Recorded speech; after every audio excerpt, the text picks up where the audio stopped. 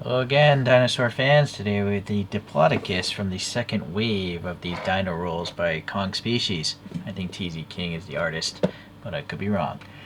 I remember the name of this dinosaur from being a kid, but I don't recall it being this guy. I thought it was like a duckbill dinosaur, but no, it's like one of these crazy land behemoths. And this would have roamed the late Jurassic period in North America. And so, being one of the longer dinosaurs, this could have been around 26 meters in length. Here's an image there next to a human being. And they're thinking it could have weighed up to possibly 16 tons. Being a herbivore again, and if you look, they think maybe the tail was a counterbalance for such a long neck. Possibly that tail could have been prehensile. Possibly it could have been used as a whip to like make noise or whip people, whip dinosaurs into shape. I guess I don't know. We don't have time machines, so we don't know. I'm not sure if we should bring dinosaurs back to life. They might run amok and kill us all, as those movies go. So we have a nice thick box here. By the way, there's some sort of QR codes, but I don't bother going to them. We have this piece of paper here that shows this app you can go to, and also it tells a little Chinese blurb about all the other figures in this thing. And then we have this card here showing it out in the wild, and some indication of possibly what's going to come down in the future, but it's all in Chinese, so that's a funky one. Never seen that one. Never really seen any of these. Without the English name, I don't know. Here's that QR code. The bottom is going to look like that fossil, and there we go, that image again. Nice dense computerized foam, it seems, because anyways, this is very frail. It was in this bag, but I took it out. Now this is very precarious. This is brittle plastic, so it might snag that foam and break. So I gotta get that tail out first. And also those spikes along the back, if they snag the foam.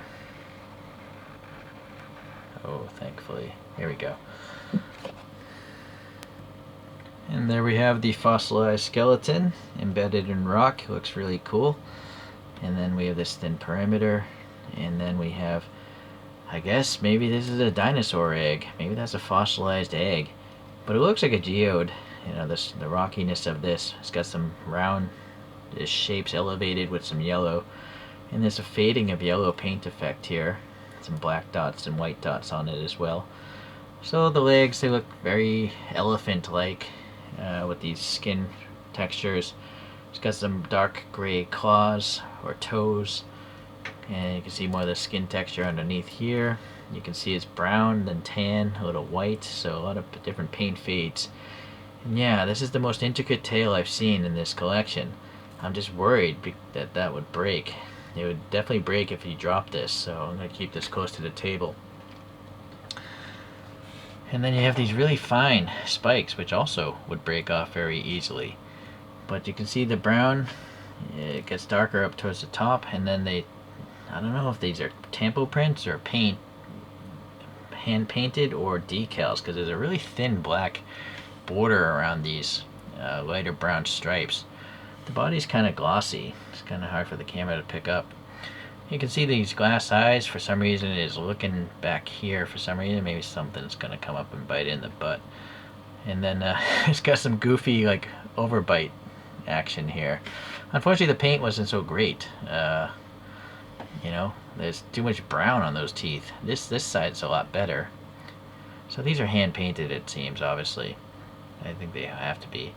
And then you can see these pock marks. So these are hand cast, I believe, out of some sort of silicone molds, perhaps. So some air bubbles are in there. It's not too bad, though. I mean, it's an animal. I guess you could putty them if you really wanted to, but I'm not going to bother. The pretty deep nostrils there. And then you can see the skin texture, or scale texture.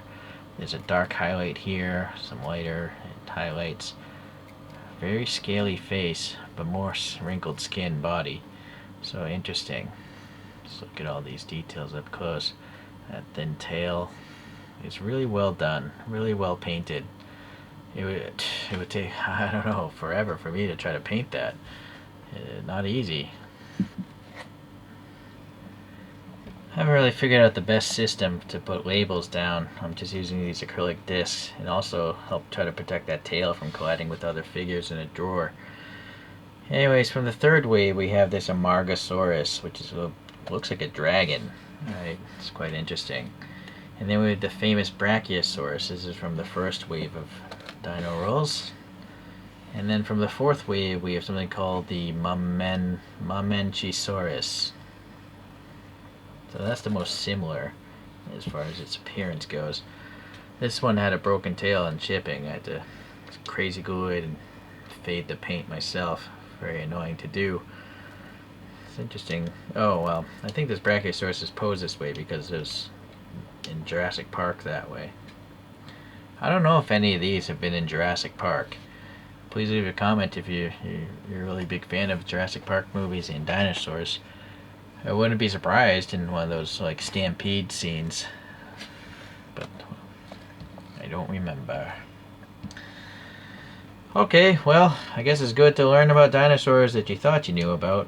This is totally not what I remember the Diplodocus as, but now I know, and that's why I collect these things. Besides them looking pretty awesome, I guess it doesn't hurt to learn about history. Thank you for watching. We'll see you the next time we roll out.